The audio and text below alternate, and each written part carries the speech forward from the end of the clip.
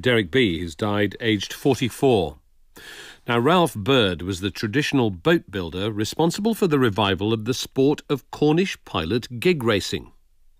I found I was interested in boat building about the same time that I could start to walk. Having been brought up mainly by my grandfather, who was a seafaring man, I was always around boats, and that was all I really wanted to do. So what is a Cornish pilot gig?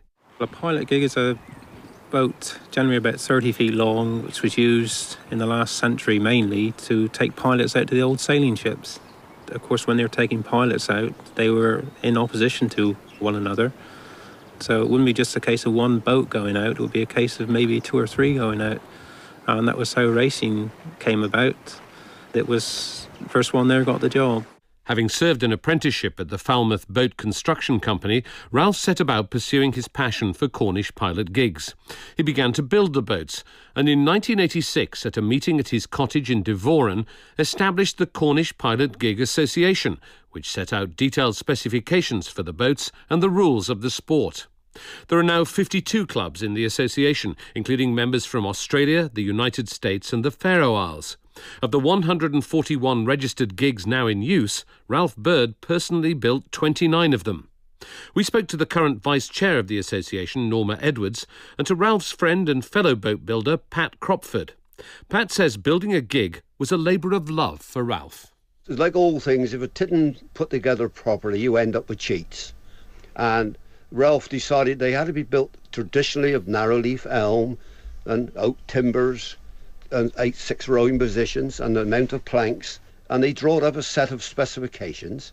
Every gig since then have been built to that specification on the lines of what was considered the best gig, which is the Trefry. He went and measured up the boat that was considered the best, the Trefry, which is at Newquay Rowing Club, and made plans, and those are still the ones that are used today. Are they very beautiful boats? They're amazing boats. Everybody who sees them, even people not interested in boats in wood, they take their breath away. They are beautiful, beautiful boats because of the structure of them. They're very narrow, they're long and sleek.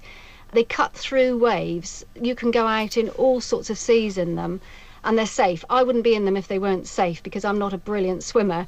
And when you see them racing and everybody working in unison, it's an amazing sight. How long did it take him to build a gig?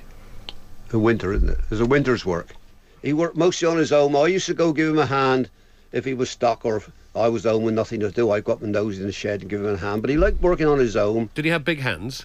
He did have He had big hands, but he had very, very nimble fingers. He could make a model of a gig 30 inches long, inch to the foot scaled model, and he would make that exactly the same as a traditional boat. Norma, what was it like to visit his workshop? Well, I always say it was a bit like having a Doctor Who TARDIS. It was amazing. You get to his little cottage, the most beautiful little cottage in a very pretty garden, and what appeared to be an ordinary shed. And when you opened the doors and went in, it went on forever.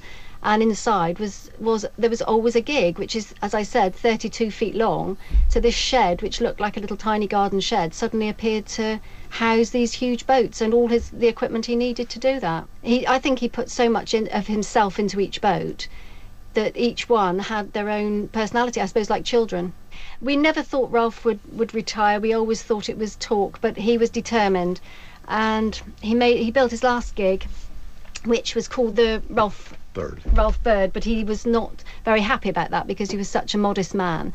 But it was being launched at Newquay, which is the big rowing place in Cornwall, and the Gig Association invited all of the owners of Ralph's boats, all the boats, the gigs that he'd built, the 29, to come and spend the day there, and every single one turned up. It was amazing because there's always somebody missing. You always expect somebody not to be able to make it. Everybody pulled the stops out for Ralph, and all of his boats were lined up on the beach in date order. It was a lovely, lovely sight. He had a real lump in his throat. He really did. I think he had the best day of his life, really. The family asked that everybody should come in their club colours. That was actually Ralph's wish.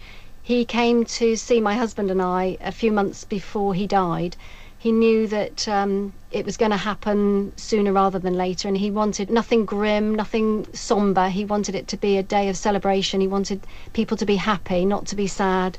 and he wanted colour there, and so he wanted everybody who rode to come in their club colours. And I understand that his coffin came on one of his gigs. Yeah, it did. That was one of his wishes. He didn't want to go in an old black car, he said. He wanted to go out the way he came in, so he has. It's a strange thing to say about a funeral, but it was a very, very special day. It was the traditions with Ralph, and he has passed that on to so many people. His passions, he could infect you with it. Ralph helped so many people, and he never ever asked for payment. The sign in his shed really summed up Ralph's feelings about fiberglass boats. It was something along the lines of, if there was meant to be fiberglass boats, God would have invented fiberglass trees. Norma Edwards and Pat Crockford on Ralph Bird, who's died aged 67. This week you also heard last